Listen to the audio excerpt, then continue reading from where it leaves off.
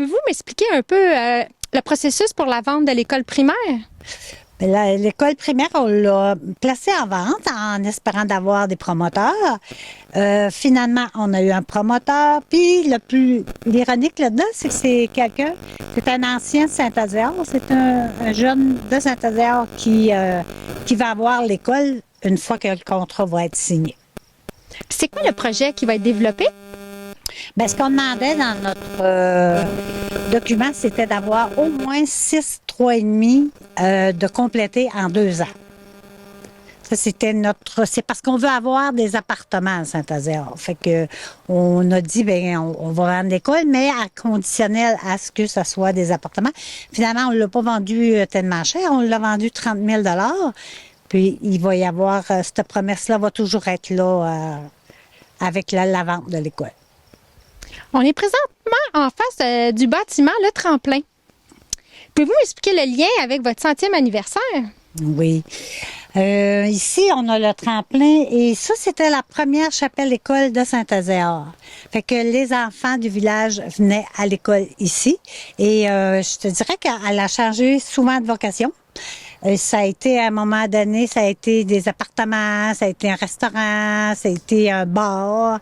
Et puis, il y a à peu près une douzaine d'années de ça, les gens ont décidé de le reprendre et de reproduire ce qui était à l'origine, finalement, du bâtiment. Et maintenant, c'est un centre d'art. C'est quoi les projets pour votre 100e anniversaire de la municipalité?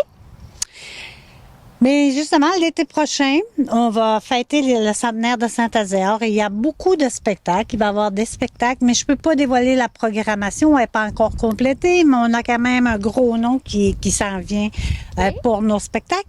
Il va y avoir c'est beaucoup des retrouvailles. C'est évident que la population a vieilli, mais on a aussi beaucoup de jeunes d'établis présentement à Saint-Azéar. Ça fait qu'on va essayer de mixer, là, d'avoir de quoi pour satisfaire tout le monde. Mais c'est plus des retrouvailles qu'autrement. La grotte de Saint-Azéar, elle a fermé un peu plus tôt cet été. Est-ce que vous pouvez me dire pourquoi? Bien, c'est triste à dire, mais c'est toujours le manque de guides, manque de ressources, manque de travailleurs. Fait que oui, effectivement, elle a dû fermer plus tôt cette année parce qu'il n'y avait pas les guides. En espérant que le début de la saison prochaine, on va pouvoir retourner aux horaires habituels. Oui, puis il va peut-être y avoir des changements, mais ça, on ne peut pas en parler tout de suite, mais il y a des choses qui vont probablement se faire là, avec les grottes de Saint-Azéar, parce que c'est quand même un joyau, les grottes de Saint-Azéar. Il n'y en a pas comme ça au Québec, fait que faut que ça soit traité. Ben moi, je dis un petit peu comme Miguacha, un petit peu comme le Rocher Percé, c'est quelque chose d'exceptionnel. Fait que il y a des choses en cours, des discussions en cours pour justement que, oui, ça reprenne, mais de façon peut-être plus efficace. La municipalité de Saint-Azéar a beaucoup de projets, je crois. Effectivement, on a beaucoup de projets. On a fait beaucoup de projets. Si on regarde ici la chapelle-école qu'on a toute rénovée, avec des programmes de la MRC. On a le camping qu'on a rénové aussi. On va installer un parc en avant de l'église.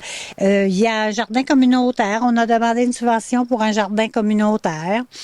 C'est sûr que le projet le prioritaire, c'est l'aqueduc. Donc, effectivement, depuis quelques années, je dirais plus de 3 ans, notre eau est contaminée.